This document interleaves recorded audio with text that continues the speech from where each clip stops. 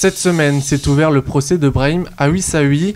En 2020, il avait tué à l'arme blanche 3 personnes au sein de la basilique Notre-Dame de Nice dans un attentat islamiste. On revient sur ce qui s'est passé ce 29 octobre 2020 avec vous, Hugo Petitjean. Il est un peu moins de 8h30 quand le terroriste entre dans la basilique. Il égorge d'abord une femme de 60 ans qui se trouvait à l'intérieur de l'édifice. Alerté, le sacristain tente d'intervenir, mais Brahim Awissaoui le poignarde mortellement. Il blesse une 3e victime, une franco-brésilienne venue aussi porter assistance. Elle parvient à s'enfuir, mais succombe à ses blessures après avoir donné l'alerte dans un bar à proximité.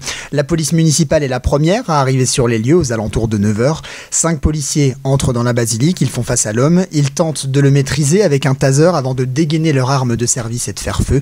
Le terroriste est gravement blessé, il est menotté puis transporté à l'hôpital. Quel est justement le profil de l'assaillant ? Eh bien, Brahim Awissaoui est un Tunisien en situation irrégulière sur le territoire français. Il quitte la Tunisie, puis est secouru en septembre 2020 dans les eaux italiennes à bord d'une embarcation de migrants. Il est placé en quarantaine en raison du Covid. Puis le 9 octobre, on lui ordonne de quitter le territoire italien. Il a pour projet de rejoindre la France, alors il part vivre et travailler en Sicile quelques temps. Le 27 octobre, il prend le train à Vintimille et arrive à Nice. Depuis 2018, il fréquentait régulièrement des salafistes, certains étant impliqués dans des affaires terroristes. Cet événement dépasse sans rappeler un autre attentat quelques jours plus tôt. Ah oui, l'assassinat le 16 octobre de Samuel Paty à l'entrée de son lycée à Conflans-Sainte-Honorine dans le Val d'Oise.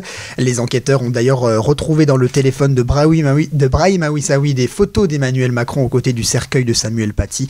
Il avait aussi des photos de son tueur, le Tchétchène Abdullah Kanzorov. Désormais, le terroriste est devant la justice. Le procès s'est effectivement ouvert ce lundi 10 février devant la cour d'assises spéciale de Paris. Brahim Awissaoui est poursuivi pour assassinat et tentative d'assassinat en relation avec une entreprise terroriste.